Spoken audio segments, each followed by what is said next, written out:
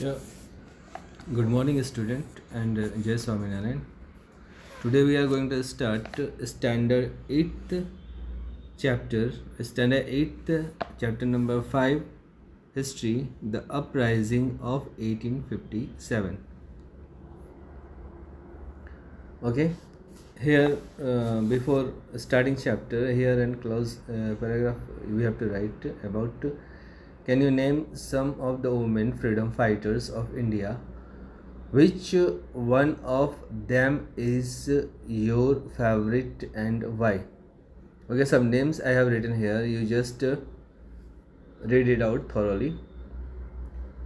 Next, we have to start the topic from page number 43, the Indian Nawab and rulers. Okay, from the name of chapter, we can understand the uprising of 1857 means the Battle of Independence was started from 1857. Okay, briefly we have to discuss and we have to read the chapter that is from the topic Indian Nawab and rulers. From 19th century onward, the annexation of Indian state through various policies such as subsidiary alliance, doctrine of lapse, abolition of titles, and pension of Nawab, etc., had caused suspicious and uneasiness in the mind of almost all rulers classes in India. The policies of doctrine of lapse denied the right of succession. The adopted male heir, Rani Lakshmibai's adopted son, was not recognized as the legal heir after the death of her husband. Nawab Sahib, adopted son of Bajirao II, was denied the annual pension of 18 lakh which Bajirao had been receiving. The enforcement of all such policies deprived the Indian rules of power and position, thus generation great resentment along them towards the company. The annexation of Awadh by Lord Dalhousie. ठीक है, ऊपर के जो paragraph आप लोगों ने read किया, इससे हमको पता चलता है कि इंडियन गवर्नमेंट जब ब्रिटिशर्स हमारे यहाँ राज करती थी, तब इंडियन गवर्नमेंट के ऊपर ब्रिटिशर्स ने कुछ ऐसे नियम लगाए जिसकी वजह से उनको जो अधिकार प्राप्त था वो सारे अधिकार उनसे छीन लिए गए. ठीक है, कुछ ऐसे नियम जैसे कि subsidiary alliance, doctrine of lapse. Subsidiary alliance में क्या होता है, गवर्नमेंट जो ब्रिटिशर्स है वो इंडियन गवर्नमेंट के साथ मिल करके कहती है कि हम आपको सुविधाएं प्रदान करेंगे, उसकी कीमत आप मुझे चुकाएंगे. ठीक है, जैसे कि ब्रिटिशर्स ने इंडियन गवर्नमेंट में अपने सिपाहियों को तैनात किया, उन्होंने अपॉइंट किया. अपॉइंट करने के बाद क्या होता है, जो इंडियन गवर्नमेंट ब्रिटिशर्स जो अपने सिपाही अपॉइंट यहाँ पे किए, उसकी सैलरी इंडियन गवर्नमेंट को पे करनी होती थी. ठीक है, सब इसको हम लोग कहते हैं सब्सिडियरी अलाइनमेंट. इंडियन गवर्नमेंट के साथ हाथ मिला करके वो क्या करते थे, इंडियन गवर्नमेंट को सुविधाएं प्रदान करते थे और उन सुविधाएं प्रदान करने के रूप में उनको बहुत भारी कीमत चुकानी पड़ती थी इंडियन गवर्नमेंट को, ब्रिटिशर्स को. दूसरा था डॉक्ट्रिन ऑफ लैप्स. अगर किसी वजह से कुछ नुकसान हो जाता है तो उसकी भी कीमत उनको हमें ब्रिटिशर्स को चुकानी पड़ती थी. तीसरा यहाँ पे है एबोलिशन ऑफ टाइटल्स. ठीक है, किसी भी रूल्स को ख़त्म करने का अधिकार, भारत में अगर कोई नियम हमने लगाया है तो उस नियम को ख़त्म करने का अधिकार ब्रिटिशर्स के पास थे, वो सारे नियम ख़त्म कर सकते थे. फिर बाद में उन्होंने क्या किया, जैसे कि जो राजाएं थे, जिन लोगों को वो मतलब अपनी गवर्नमेंट कि ब्रिटिशर्स क्या करते थे, अपने राज्य में जो उनके राज्य इंडिया में उन्होंने कब्जा किया था, उनकी देख रेख के लिए वो जो नवाब को नियुक्त करते थे उनको वो लोग क्या करते थे, पेंशन देते थे। ठीक है, जब पेंशन देते थे तो जब पेंशन देते थे, अगर उनकी कोई संतान नहीं हुई या फिर नहीं होती थी तो क्या करते थे, उसको उस राज्य का राजा नहीं बनाते थे, या फिर उस राज्य का एडमिनिस्ट्रेटिव उसको नहीं देते थे, और ना ही उसको जो उस राजा को पेंशन मिलती थी उसके एडॉप्टेड संतान को वो पेंशन नहीं दिया जाता था। जैसे कि रानी लक्ष्मीबाई के पास एडॉप्टेड संतान था, बाजीराव के पास एडॉप्टेड संतान थे, तो उसके बाद उनको राजा नहीं माना जाता था। ये सारे नियम किसने लागू किए? ये सारे नियम लॉर्ड डलहौजी ने इंडिया में लागू किया था। कब? 1857 में। Okay, here the annexation of Awadh was started by Lord Dalhousie on the pretext of the misrule created general dissent all over the India, and in Awadh in particular this annexation left thousands of nobles, officials of sepoys jobless. The step converted Awadh, a loyal state, into a hotbed of discontent. After subduing the regional chief and other small states, the British East India Company turned the attention towards the Mughal dynasty. In 1856, Lord Canning announced that after Bahadur Shah's second, no successor would recognize as king and would not be allowed to live in the Red Fort. These acts generally unawed the local rules and the masses. ठीक है, अवध में Lord Dalhousie ने ऐसा नियम लगाया कि जो annexation है, जो इंडियन सिपाही हैं उन सभी को उनकी जॉब से हटा दिया गया और ब्रिटिशर्स के सिपाही वहाँ पे अपॉइंट कर दिए गए। ठीक है, जिसकी जो भी सैलरी होती थी, ब्रिटिशर्स जो सिपाही अपॉइंट किए गए थे जिसकी सैलरी जो होती थी वो इंडियन गवर्नमेंट्स पे करते थे। अवध को डिस्ट्रॉय करने के बाद जो ब्रिटिशर्स थे उन्होंने मुग़ल डेंसिटी की तरफ रुख किया और 1856 ईस्वी में उन्होंने ये घोषित कर दिया कि बहादुर शाह सेकंड के बाद जो भी उनका वारिस होगा या फिर जो कोई भी राजा बनने के लायक होगा उनको राजा नहीं बनाया जाएगा और रेड फोर्ट में ब्रिटिशर्स का कब्जा हो जाएगा और वो जो नियम कानून लागू करेंगे उसे सबको मानना होगा।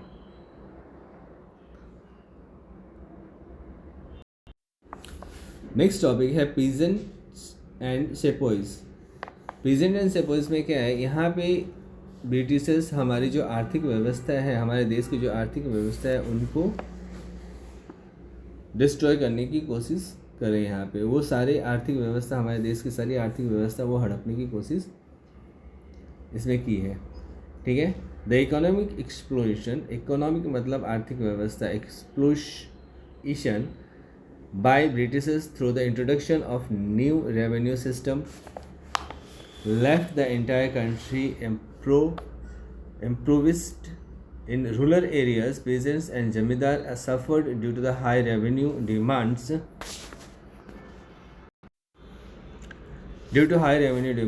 And stringent methods of revenue collection. Policies of company, peasants who were unable to pay their taxes lost their land and moneylenders.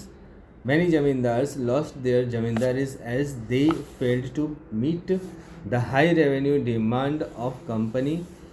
The zamindars and the peasants resents the fact that they lost their land which they had owned for generation. ठीक है, economic exploration में कैसा होता है, Britishers ने क्या किया, बहुत सारे नियम, बहुत सारे पॉलिसीज़ और टैक्सेस हमारे ज़मींदार्स के ऊपर लगा दिए। जो ज़मींदार ब्रिटिशर्स नियम के अनुसार टैक्स पे करने में असफल होते थे उन सभी की जमींदारी चली जाती थी। A large number of sepoy were drawn from the peasantry class and had family ties in villages, so the grievance of the peasants also affected them.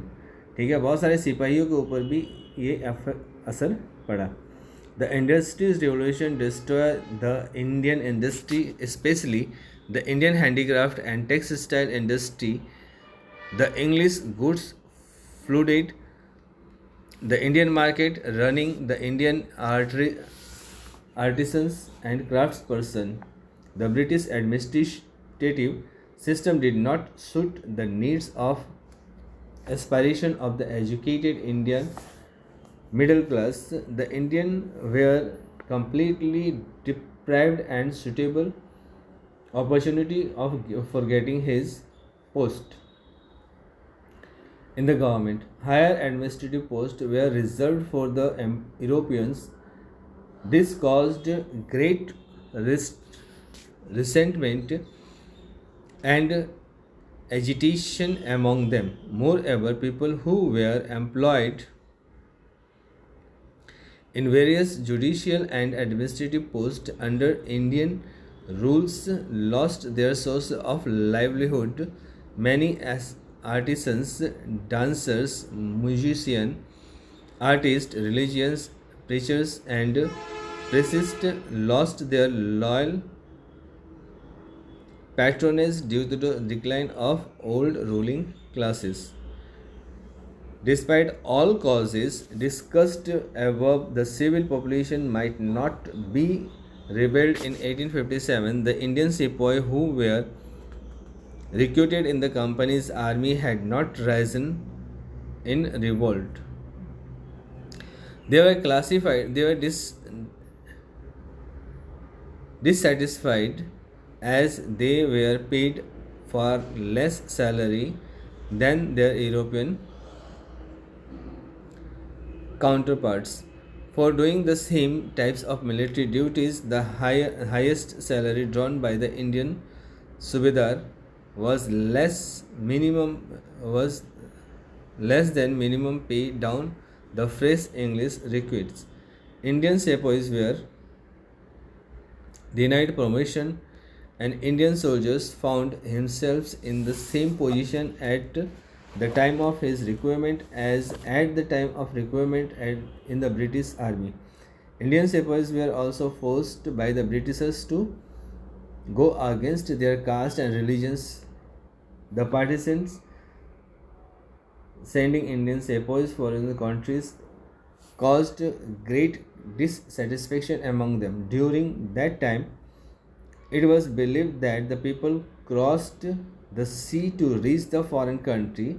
They would lose their caste and religion. So then the sepoy of 47th Regiment of Barakpur refused to go Burma, that is known as Myanmar, through the sea route. 1824, the company officials were announced. The regiment was disbanded and sepoys were punished. A law was passed in 1856. No sepoy would disobey the order of the serving in the rich foreign countries. Okay.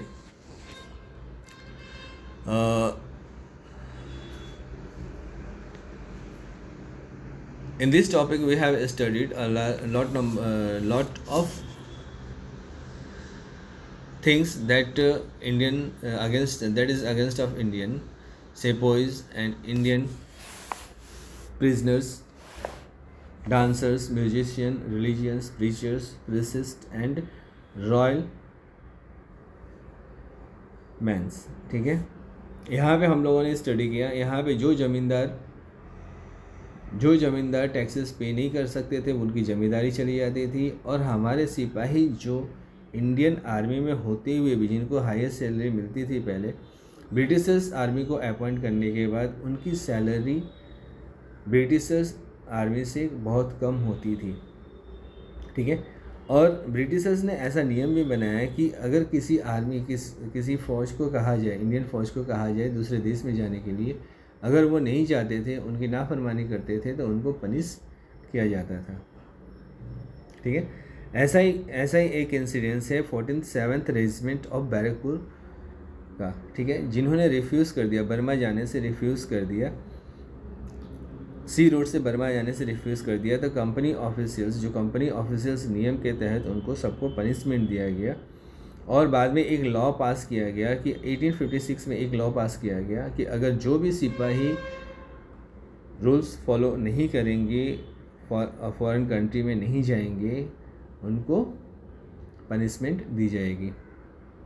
ठीक है, Britishers जो अपने army India में recruit करते थे, उनको वो लोग हायर सैलरी देते थे, और इंडियन जो आर्मी थे जो उसी पोस्ट पर, सेम पोस्ट पर काम करते थे, उनको वो लोग कम सैलरी देते थे।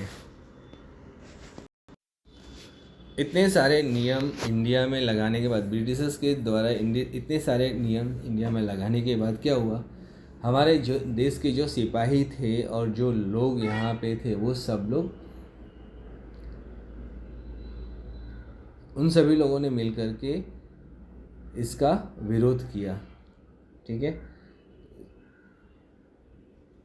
विरोध किया। इसके बाद दूसरा टॉपिक है the reaction of the reforms. There are various measures taken by the Britishers to change the Indian society, also hurt the religious। ठीक है, बहुत सारे ऐसे एक्शंस ब्रिटिशर्स ने किए जिसकी वजह से इंडियन सोसाइटी में उन्होंने बदलाव लाने की कोशिश की, और बहुत सारे रिलीजियस जो धार्मिक लोग थे, उन लोगों को भी उन्होंने बहुत हर्ट किया। ठीक है, abolition of Sati and infanticide, legislation of widow remarriage, easy conversion of Christianity, imposition of taxes, property held by temples and dargah, etc. were some of the reforms introduced by the company.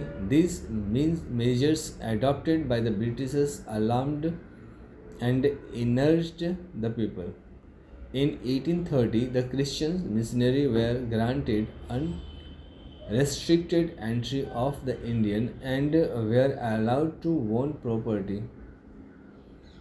These missionaries' activities propagated their religion and ridiculed Indian religions. Europeans, astronomy, science and surgery were all opposed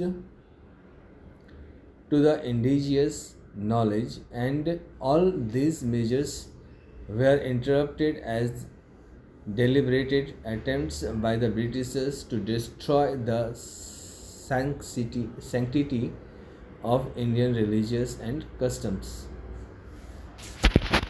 ठीक है, Britishers ने पूरा निश्चय कर ही लिया था कि जो भी इंडियन रिलीजियंस है, जो भी इंडियन रिलीजियस के अनुसार होने वाली चीज़ें हैं, उन सभी को वो लोग डिस्ट्रॉय कर देंगे। ठीक है, जैसे सती प्रथा को, जो एबोलिशन ऑफ सती, जो सती प्रथा हटाने की बात थी, उसको भी उन लोगों ने मानने से इनकार कर दिया था। क्रिश्चियनिटी, इम्पोजिशन, टैक्सेस, प्रॉपर्टी पे टैक्स लगा दिए। दरगाह और टेंपल में जो लोग पूजा करने जाते थे, वहाँ भी उन्होंने रेस्ट्रिक्शन लगा दिया। इसके अलावा जो क्रिश्चियन चैरिटी के लोग थे, क्रिश्चियन मिशनरी के लोग थे, उन लोगों पे भी उन लोगों ने रोकथाम लगाने लग गया, और वहाँ पे जो entity into India and they allowed to own property. ठीक है, बाहर से जो लोग आते थे, उन लोगों को इंडिया में प्रॉपर्टी लेने की अधिकार उन लोगों ने दे दिया। और यूरोपियन, जिसकी वजह से जो यूरोपियन थे, वो सभी यूरोपियन भारतवर्ष में धीरे धीरे फैलने लगे, और उनकी प्रॉपर्टी यहाँ पे इकट्ठी होने लग गई।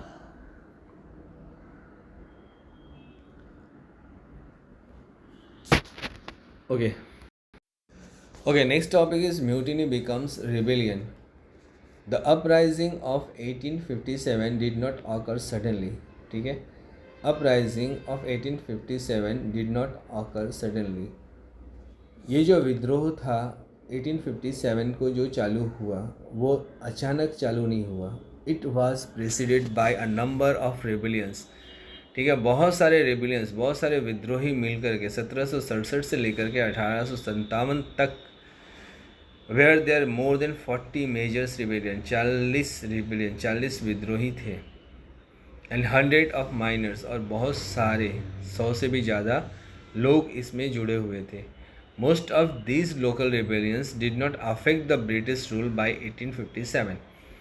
ठीक है, बहुत सारे विद्रोहियों ने जो अंग्रेज़ों के रूल्स थे उनको मानने से इनकार कर दिया. The people were so energised with the oppressive policies of the British that were ready to rebel against them. ऐसा लगता था जैसे कि वो लोग विद्रोह के लिए एकदम तैयारी बैठे हुए हैं, और जैसे ही ब्रिटिशर्स ने सब नियम लगाए तो वो सब उसके विद्रोह में खड़े हो गए. ठीक है, इस विद्रोह की शुरुआत हुई जब ब्रिटिशर्स ने इंडियन आर्मी को ग्रीस लगे हुए कार्टिज प्रोवाइड किए, और उन्होंने कहा कि इसको मुंह से ऐसे नोच करके मुंह से आगे का हिस्सा, कार्टिज के आगे का हिस्सा ऐसे छील करके उसको बंदूक में, राइफल में डालना है और फायर करना है. ठीक है, तब आर्मीज़, जो हिंदू आर्मीज़ थे और जो मुस्लिम आर्मीज़ थे, ये दोनों ने मिलकर के इसका विद्रोह किया. इस विद्रोह की शुरुआत यहाँ से ही होती है. ठीक है, the episode of greased cartridge provided the much needed spark to the tiger of the discontentment of the people and led the rebellion. The sepoys were joined in the rebellion by all section of the society. ठीक है, इस cartridge को मिलने की वजह से जो Indian sepoys थे, जो आर्मीज थे, उन्होंने भी रेबिलियन को ज्वाइन कर लिया. The introduction of the new Enfield rifle becomes the immediate caused by the uprising of 1857. In order to load the rifle, greased cartridges had to be used, the end of which were be bitten by the teeth of the user. There was a rumor that the fat of cows and pig, ऐसा कहा जाता था कि उस cartridge के अंदर, cartridge में गाय और सूअर का चर्बी लगा होता था. इसकी वजह से हिंदू और मुस्लिम जो सेपोइज थे उन लोगों ने इसको मुंह में लेने से इनकार कर दिया. Grease to the cartridge, the consumption और touch of this was prohibited by Hindus and Islam. ठीक है, गाय और सूअर की चर्बी मुंह में डालना ये हिंदू और इस्लाम के, हिंदू धर्म और इस्लाम के खिलाफ था. ठीक है, इसलिए हिंदू और मुस्लिम लोगों ने इसका विद्रोह किया. They were convinced that the government was deliberately trying to defile the Hindus and Muslim to convert them to their religions. ठीक है, फिर ब्रिटिशर्स ने क्या कहा कि अगर ऐसा है तो आप लोग अपना धर्म चेंज कर लो, धर्म बदल लो, हिंदू और मुस्लिम लोगों का. The Britishers authorities denied the charge and force the sepoys to this cartridge. ठीक है, और ब्रिटिशर्स जो थे वो इंडियन सिपाही को ऐसा फोर्स करने लगे कि ये कार्टिज तो आपको उपयोग करना ही पड़ेगा. The sipahis infuriated and rose up the rebellions at Barrackpore. ठीक है, इस तरह से बैरकपुर से इसका विद्रोह चालू हुआ. मेरठ, उसके बाद टॉपिक आता है मेरठ ऑफ दिल्ली. बैरकपुर में इसका विद्रोह किसने किया था? मंगल पांडे ने किया था. किसने किया था? Mangal Pandey. Okay, next topic is Meerut of Delhi. March 29, 1857, the sepoys of the Barakpur refused to graze cartridge when the compelled to do so. One Brahman sepoy, Mangal Pandey, attacked and fired at his officer. ठीक है, मंगल पांडे ने अब जो British officers थे उस पर ही सबसे पहले अटैक किया. एट मेरठ, कहाँ पे? मेरठ में. On May 8, around 85 sepoys were of the 3rd Cavalry were court-martialed. On their refusion of the greased cartridge, ठीक है, ये जो ग्रीस लगा हुआ कार्टेज है इसको न इस्तेमाल करने के लिए उन्होंने ब्रिटिशर्स ने किया गया 50 से 85 सिपाहियों को कोर्ट मार्शल कर दिया, ठीक है, उसको उनको पनिशमेंट के लिए कोर्ट मार्शल कर दिया, मतलब इन शॉर्ट इट में बी सेड दैट उनको पनिशमेंट के लिए भेज दिया गया। धीरे धीरे इस विद्रोह में बहुत सारे लोग जुड़ने लग गए। 18 मई 1507 को European inhabitation were killed, arm ammunition were seized and buildings were set to fire. The sepoys gathered around the Red Fort. Red Fort के अंदर जो सिपाही गैदर हुए थे जो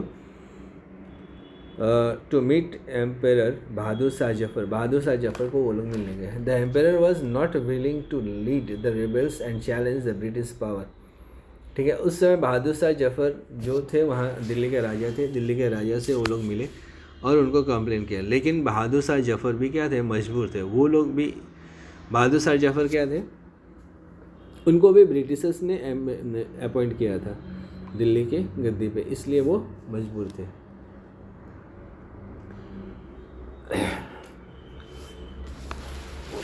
नेक्स्ट,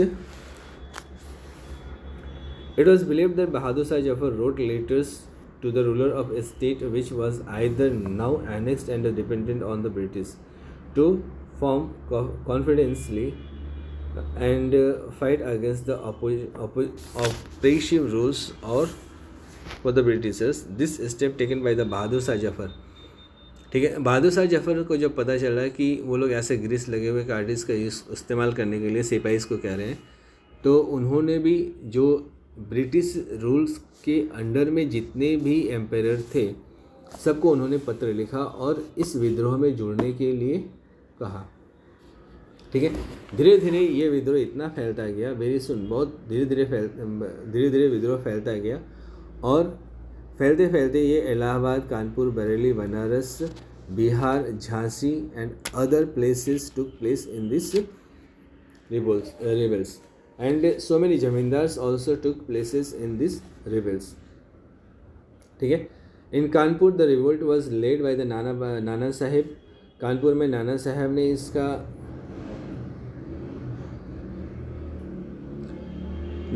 ने इसको अपने हाथ में लिया। And the beginning of June 1857 Jhansi mutinied Rani Lakshmibai. इसके बाद battle of Chinhat, many new leaders joined this revolution and take places. A very big revolution was started at Bareilly. Khan Bahadur Khan has proclaimed himself as the Nawab in Bihar, and local Jamindar Kunwar Singh raised the banner of the revolt. He fought against the British's troops and recorded victories in many battles. Maulvi Hamdullah Shah also joined this revolution in 1857. He made prophecy that British religions would soon come to end. He caught imagination and the peoples of the battles in the fought the famous battle. That battles is known as Chinhat battles. इस battles को कहा गया चिन्हाट battle, in which British forces were defeated. He came to know one of the courageous leaders revolt 1857. Different opinions about company rule. To get sample to different opinions about the company rule, read the source based on the reading experts that follows. The accounts are conflicted various of the revolts. Source based on the reading expert, that is Sir Sayyid Ahmad Khan. In his book he written The Cause of the Indian Revolt, summarized the offensive manner of punishing the non-commissioned officers at Meerut, which challenged the pride of the Indian forces. The fatal month of the May 1857 was now at the hand, in which the army was punished in a manner which thinking men have been most wrong and a most importune anger which the news of his punishment created in the mind of sepoys was intense. The prisoners of the seeing their hand and feet, monarch looked at their medals and wept. They remembered their services and thought how they had been recompensed, and their pride, which was, I have before said, was the feeling of the whole army, caused them to feel the degradation all the more keenly, be compelled to bite the cartridge or undergo the same punishment. This rise of the grief led to the fearful event of the 10th of the May, which events were read in the annals of history. After committing themselves thus, the mutineers had to choice left but continue in their career of rebellion. ठीक है, ऐसे बहुत सारे लोगों ने बहुत सारे सुझाव इस रेवोल्यूशन के बारे में लिखा. Okay, last topic is British crackdown of the revolts. The success of the revolts proved to be short-lived. The British force soon supposed. ठीक है, ये जो आंदोलन हुआ, इस आंदोलन से ये पता चल गया कि जो ब्रिटिश एम्पायर हैं उनकी समाप्ति आ गई है. ठीक है, most of the Indian rules remained loyal. ठीक है, इस तरह से विद्रोह चालू रहा और लास्ट में इंडिया को आज़ादी मिल गई. ठीक है, most valuable services of the British and suspension of the revolt. The company brought reinforcement from the England and passed was stringent law to convict the rebel. Indian troops were disarmed and diplomatic tactics were employed to break the Hindu-Muslim unity. New regiments were raised and sent to the Delhi, recapture it. Delhi being the capital, its capture was essential for breaking the backbone of the mutiny. The recapture of Delhi was followed by a reign of terror. Thousands of innocent people were put to death. ठीक है, इस revolution से जो Britishers थे वो घबरा गए. उन्होंने ऐसा सोचा कि हमारे हाथ से सब चला जाएगा. फिर उन्होंने एक नया रेजिमेंट बनाया. नई रेजिमेंट के अंदर उन्होंने सबसे पहला टारगेट ये रखा कि सबसे पहले हम लोग दिल्ली को कैप्चर करेंगे, क्योंकि दिल्ली उस वक्त भारत का, इंडिया का कैपिटल था. तो उन्होंने ऐसा सोचा कि सबसे पहले दिल्ली को कैप्चर करेंगे, उसके बाद आगे बढ़ेंगे. दिल्ली पे इन्होंने हमला किया तो उस टाइम वहाँ पे दिल्ली के गद्दी पे बहादुर शाह जफर थे. He was arrested and his two grandson were shot dead. Bahadur Shah Zafar's wife sent the prisoners in the Rangoon. ठीक है, बहादुर शाह को अरेस्ट कर लिया गया और उनके जो सन थे और ग्रैंड सन थे उनको उन्होंने मार डाला, ब्रिटिशर्स ने मार डाला और उनकी वाइफ को कैप्चर करके रंगून भेज दिया गया. After the recapture of Delhi the revolt did not die down. ठीक है, दिल्ली कैप्चर करने के बाद भी उन्होंने क्या देखा कि जो रिवोल्ट थी, जो रिवोल्यूशन थी, वो ख़त्म नहीं हुआ. People continue fighting the British and British had fight hard for 2 years to suppress the revolution completely. ठीक है, इस रिवोल्यूशन को पूरी तरह से ख़त्म करने के लिए ब्रिटिशर्स को 2 साल तक लड़ाई करने पड़े. In March 58 Lucknow was recaptured and all rebels were arrested and hanged. सभी विद्रोही को पकड़ लिया गया. 1857 में लखनऊ को कैप्चर करने के बाद सभी रेवोल्यूशन को अरेस्ट कर लिया गया और सभी को फांसी पे लटका दिया गया. इनमें Nana Saheb, after being defeated refuse to surrender, ठीक है, नाना साहब ने सरेंडर करने से रिफ्यूज़ कर दिया और नेपाल चले गए। At Jhansi the revolt was suppressed, Jhansi में भी रिवोल्यूशन को मतलब ख़त्म कर दिया गया। Rani Lakshmibai was defeated and killed, Rani Lakshmibai को हरा करके इन लोगों ने 1858 में मार डाला। After the death of Tatya Tope को भी मार डाला गया।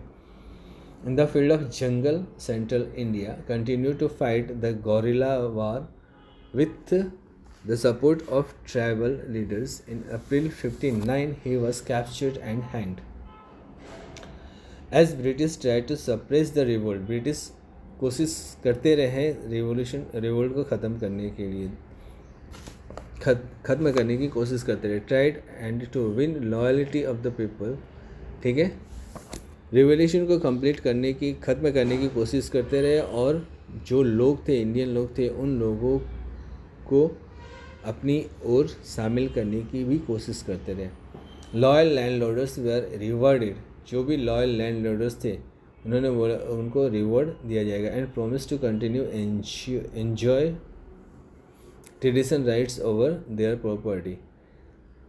दे even assured the rebel that they would be पार्डन्ड